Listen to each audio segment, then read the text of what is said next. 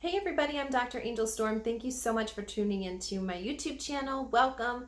Today I'm talking about something that came up during one of my sessions with a client about the emotional debt that was owed to her by the narcissist.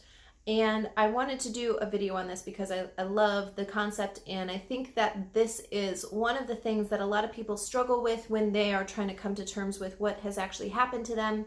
How to exactly move forward, and then releasing themselves from the grip of the narcissist through forgiveness of both the narcissists and themselves, as well as any potential third-party people that were involved, whether this was through the court system or the flying monkeys from the narcissist or whoever it was, getting out of that trap altogether. So first of all, I want to talk about this emotional debt that you feel may be owed to you by the narcissist. And I want to first validate those feelings, because there was a lot of mental and emotional effort that you put into this relationship that was never reciprocated. And in a lot of times you were made to believe, even over a long course of time, that you were working towards the same goal with the narcissist. A lot of times narcissists will say one thing but then do another, and it takes a long period of time for a person to actually have their eyes open due to the trauma bond. I've talked a lot about the trauma bond, what actually occurs when a trauma bond is formed biochemically and physically in your brain, as well as the impact that this trauma bond in your physical body will have on your soul, your mind, your will, and your emotions. So number one is to recognize that the trauma bond is oftentimes what is keeping somebody in a relationship that's toxic, and especially with a narcissist.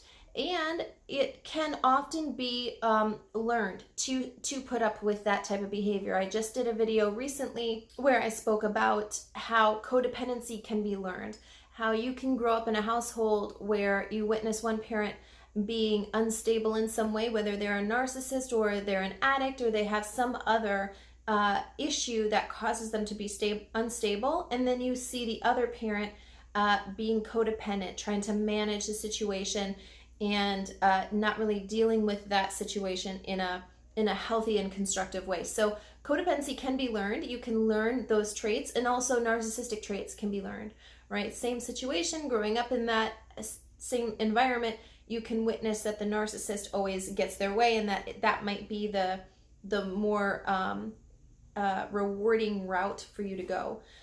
You can also learn narcissistic traits, just as you go about your life. In fact, even in your relationship with the narcissist, whether this is a boss or a romantic relationship, it doesn't really matter, a relationship with a parent or anybody in your life who's a narcissist, you can learn that that person is getting their way through these tactics of manipulation and gaslighting and all of the other things that the narcissist does. And so this makes you feel like if you do those traits, then you'll also get your way. The important thing to remember about this is that this can be happening non-consciously. So you don't actually have to say to yourself consciously, I'm going to do those behaviors because then I'll get A, B, and C. You can just be learning non-consciously and observing, okay, this is how you behave, this is how you speak with people, this is how you overcome somebody saying no to you or trying to have boundaries with you. You can use different cards, like the victim card is a huge one with people who have suffered narcissistic abuse. It takes a lot for people to come out from underneath that title and that like shelter that they build themselves into. And this all contributes to the emotional debt, the feeling of that the narcissist owes you something, and emotionally that you want to extract from them. So what I mean by that is that not only did they cause you to have abuse, you suffered abuse, right, through them and through the system of being with them, being in their atmosphere, whatever, but also their actions have caused you now to become this person, whether that is the mindset of the victim, whether it's somebody who's bitter and angry, whether it's somebody who's spiteful, and any kind of thing like this that you point to and say it's because of that relationship. And that's the reason why you're bitter, you're hateful, you don't want to, you've sworn off all relationships, all those types of things. You made a whole bunch of inner vows. So all of those things contribute to this emotional debt that you are wanting somebody to pay. And specifically, you want the narcissist to pay back that emotional toll that they've taken on you. The thing and the problem with this type of thinking, while it's valid, right? If somebody does something to you, they do owe you, right? If somebody hits my car, their insurance company will be the one that covers that damage. But what happens if the person who hits my car doesn't have insurance? It's my responsibility, if I want my car to be fixed in that situation, that I carry uninsured motorist insurance on my own policy. And I want you to think about it this way, because if you're trying to extract something from the person that you know can never fill that emotional void, and especially when you speak about a narcissist, somebody who is completely unable to give you what you need emotionally and mentally, and not even capable of being that genuine with themselves. It's not just you that they have a problem with opening up to or apologizing for what they did to you or somehow making amends. It's that they are unwilling to even have that conversation with themselves. So they're not even willing to be real with themselves. I've said this before, but I want to say it one more time. If you never lie to yourself, you'll never lie to another person. So if I'm always able to be honest with myself, I won't feel the need to lie to other people. I only lie to other people when I'm unable to be honest with myself and admit that this is truly something I want or how I feel or whatever the case may be.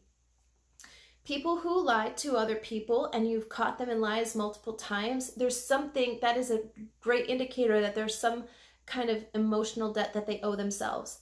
So if somebody doesn't have the reservoir to treat themselves healthy emotionally and mentally, maybe even physically, whatever, how can they then give that away?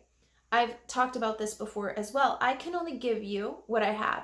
If I don't have $5, how can I give you $5, right? This makes sense when we think about physical objects. We can understand that, if I don't have money, I can't lend you money. Or if I, don't have something that you need, I can't lend it to you. But we don't always understand this when it comes to mindsets, when it comes to dealing with abuse that is emotional, mental, and financial, especially. We don't understand that because, again, you're only usually thinking about this problem from your perspective. You're not thinking about it from the narcissist perspective. And unfortunately, if you don't change your mindset on it, you're never going to have a resolution within yourself. You're going to keep going over the same toxic rumination that's causing you to feel as though this person still owes you. And while that may be absolutely true, it is still trying to get something from somebody who's unable to give you that thing that you are seeking. Here's the good news. Just like I was talking about before with the car situation, like if somebody hits my car, I have the ability to make up the debt. I have the ability to make up that emotional debt that is owed to me if I'm willing to do the work and give it to myself. So instead of counting on everybody to, be good people and follow the law and have insurance on their vehicles, I can prevent myself being in this position by carrying the uninsured motorist policy on my insurance, right? The same thing is true in this situation. So instead of counting on somebody to do the right thing, to give you what you need to repay the wrong that they've done to you, you can give that back to yourself. It does require work. It does require a plan, and it requires the plan to be stuck to, adhered to for a period of time. This is a process. This won't happen overnight. But when you learn to make up that void of love, of acceptance, of feeling valued and worthy in yourself, when you can practice making this a lifestyle, then there's nobody who can ever make you feel unloved or unworthy or rejected or any of those things that the narcissist did. When you can learn to give that to yourself, that empty space, that space that's empty because the narcissist took stuff from you from that place, they made that hole even deeper within yourself, it will always be filled. not only will you be able to set up boundaries that prevent this from happening again, but you're actually able to always make sure that that space is completely filled so that there isn't a void. Truth be told, the narcissist filled a void. The narcissist filled a void in your life where you didn't maybe even know it was a void, or you didn't even know that you had a space that didn't have a good, healthy boundary around it. So the narcissist is really revealing the emptiness inside of yourself that's just waiting to be filled. You can learn to always keep yourself filled. That way you're not looking on the outside of you for somebody to complete you or compliment you or make you feel whole. You know, you should feel that already before you get into a relationship. And the moment when you are searching for somebody to give your life meaning, you know that there's a hole that needs to be filled by you so that that empty space isn't filled by a toxic person. I have on my YouTube channel the playlist called Life After Narcissism, and it's a whole 12 lesson course on how to start this process of identifying why you were attracted to the narcissist, why the narcissist was attracted to you, and how to start rebuilding emotionally, mentally, financially, all of it after that type of abuse, how to come to terms with what has happened to you, why it happened, and how to move forward. And it's free on my YouTube channel. You can go check it out after this video if you need help getting started in repaying this emotional debt. You guys, thank you so much for watching my channel. And if you haven't already, be sure to subscribe by clicking the subscribe button and turn on the little bell so that you're notified whenever I upload a new video to this channel.